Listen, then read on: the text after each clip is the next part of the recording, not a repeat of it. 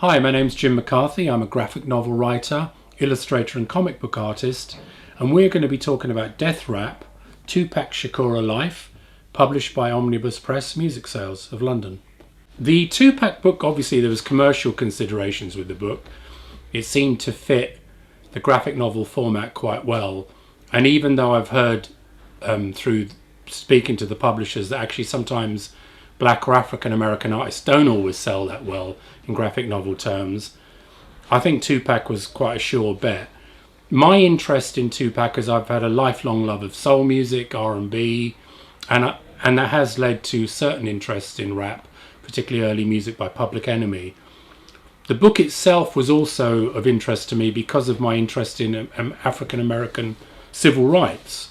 When I was a kid, I was hanging around with a lot of Jamaican people in London, and we used to go to Free Angela Davis rallies in London, and that when I was about 14 or 15, which was quite kind of hip thing to do back then. Tupac Shakur's mother, for example, Afeni, I think her real name, given name was Alice Crooks, was also a member of the Black Panther Party. And during the book, or during the writing of the book, it was very important for me to try and inject some of that kind of politically charged culture into the book. I didn't want to just tell Tupac Shakur's story apart from that. I felt it was very intertwined with what happened before.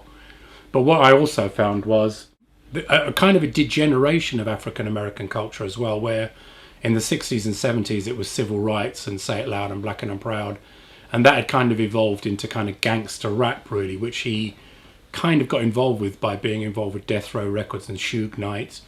So the book really shows, unfortunately, how that kind of culture overtook him in a way, and perhaps, although it's not quite obvious, how maybe he got involved in a drug culture and East and West Coast rivalries with gangs, and how that actually led to his death.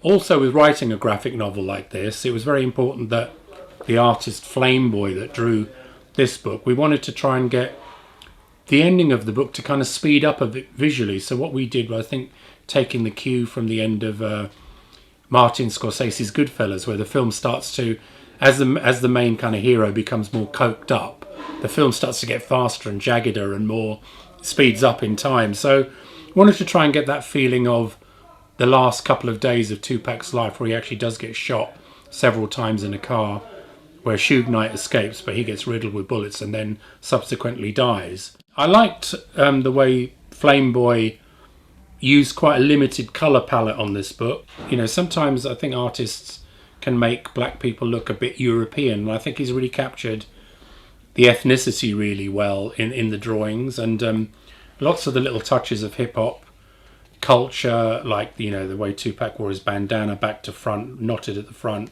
the jeans, the use of kind of very high-end suits for court appearances, and you know, all that kind of stuff is very important. The details, the visual details, the kind of t-shirts, the chains. It's always really important in all these books to get the details right. That, for example, to me, a page is where somebody's using space really, really well. For example, not having to fill every area with art, actually leaving white spaces, dropping the captions into white art. I believe that was art directed to him like that. But the way he's done it, as far as I'm concerned, is just really excellent, if you can see that properly there.